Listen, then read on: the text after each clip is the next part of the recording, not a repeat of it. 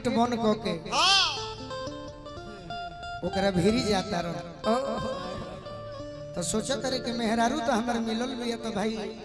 लेकिन मनोज ठाकुर सारा देह में साधु लगे छाती से बाहर बैठल बा तैयारी में न होई। हां चप्पू बाबा तैयारी में होई। हां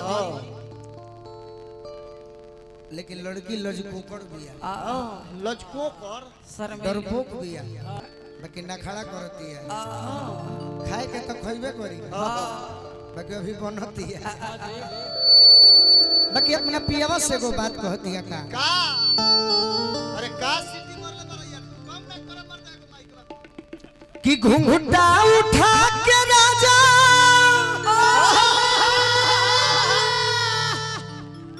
अरे देख ले निचान हो अरे नकिया से नथिया ना उतार श्रीमान हो कि अपन भाव दी एकदम हीरोइन जोश। लंबू भैया पूजा करता लंबू भैया के ओर से बोलला पर देता नहीं रात में बोलले जाई का बोलला पर 20 टकिया के लाइन लग हां जी कि अपन अरे गोड़ ना फसाई हमरा गोड़ा में ऐसा भाव दे कि लोग खुश हो जाए। हां जी लड़की को हतिया कि अपन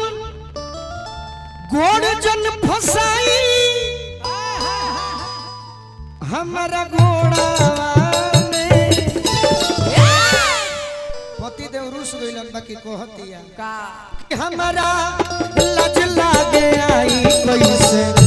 कोरावा में हमरा लज लागे आई कैसे कोरावा हमरा लज लागे आई कैसे कोरावा में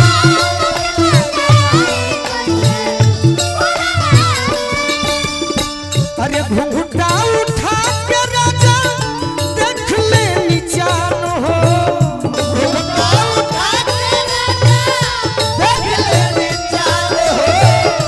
नकिया से नथिया ना उतार श्रीमान हो नकिया से नथिया ना उतार श्रीमान हो कि अपन गोड़ जन फसाई हमरा गोड़ा गोड़ जन फसाई हमरा गोड़ावा में कि हमरा लज लागे आई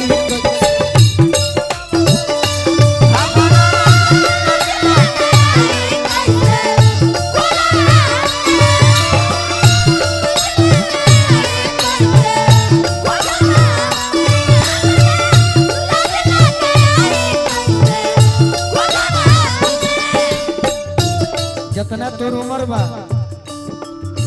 अतना सुंदर डांस बा ये गीत हमार सेट क गए लड़की कहतिया कोमल शरीर बाटे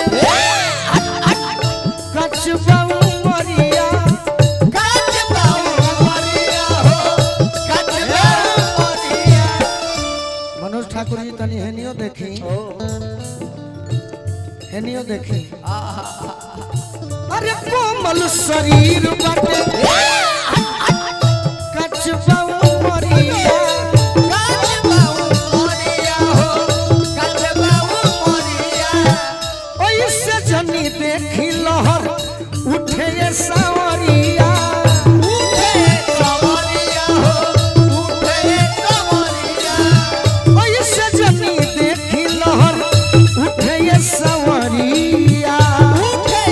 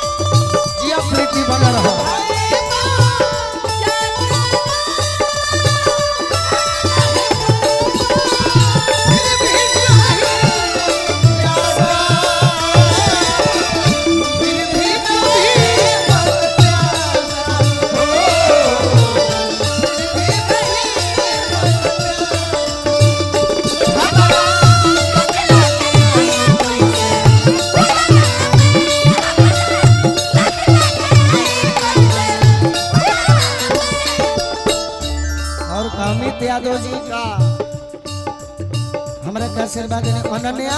हाँ जी हम गबड़ा गए। अच्छा अगला बार सुधर वाली हो पैसा देके हाँ हाँ लड़की कहते हैं प्रीति का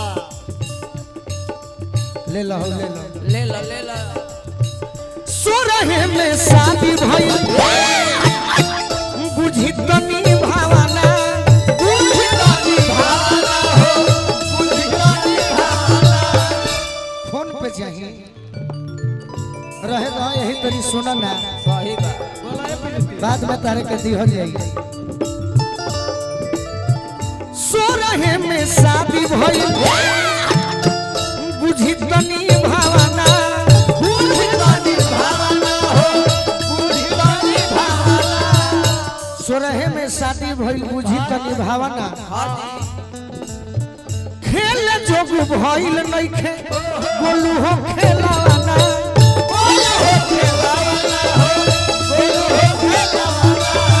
खेल जोग भइल नइखे बोलू हो खेलाना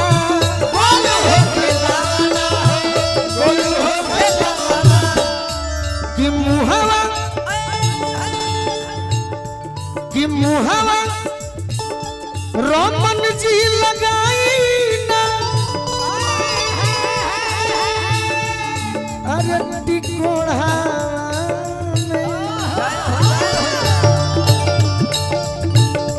मुहावा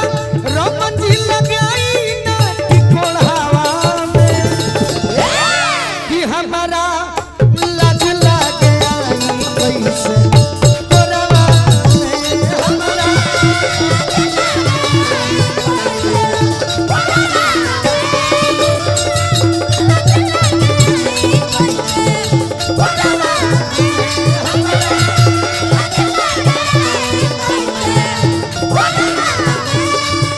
घुंघटा उठा के राजा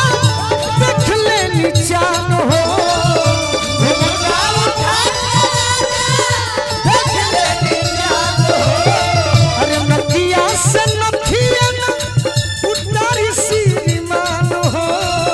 नथिया से नथिया श्रीमान हो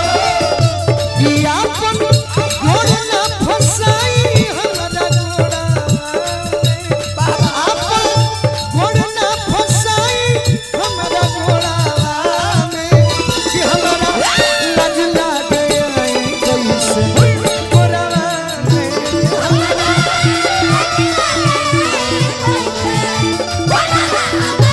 हमरा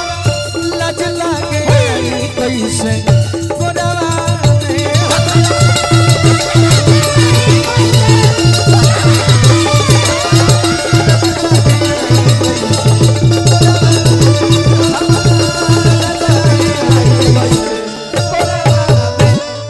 अच्छा लगल है भाई सबसे लास्ट